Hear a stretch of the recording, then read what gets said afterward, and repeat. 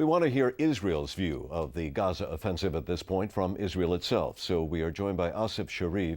He is the Consul General, Israel's top diplomat here in New York. Mr. Shariv, thank you very much for being with us. Thank you for having me. The ground offensive began over the weekend. Describe for us the kind of fighting. Is it one-on-one or indirect fighting right now? It's one-on-one. There's a lot of firing taking place on the ground between Israel soldiers and Hamas. It's a real war.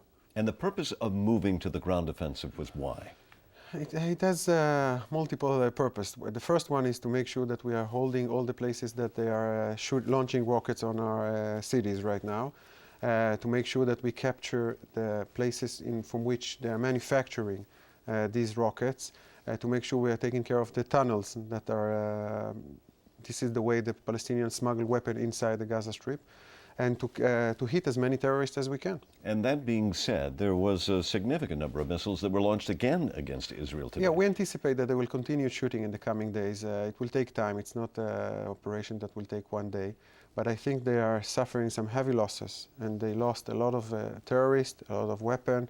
And in the end of the day, this operation will make sure that they won't shoot back the day after it will end. Well, how do you make sure? Because eventually the soldiers will have to leave or will depart from Gaza. Then couldn't the whole firing begin once again? The missiles deployed, they fired against Israel. You're right. Israel has no intentions of staying in Gaza. We withdrew from Gaza 3 years ago, and we have no intentions of staying back. So in the end of the day, eventually we're going to leave Gaza. What we are working with the international community is to make sure that the ceasefire that will reach in the end of this operation will be an endurable one, a sustainable one, and that one that makes sure that they won't have the capabilities to shoot or the motivation to shoot. This is what we are doing right now on the diplomatic course. Israel has said it's not there for regime change, but you are there to clearly make certain that Hamas is not able to come back and launch missiles again. Aren't you effectively going to destroy Hamas?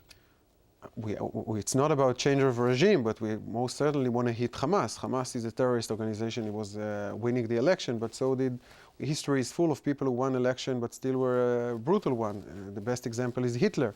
He won an election, but still the world fought against him.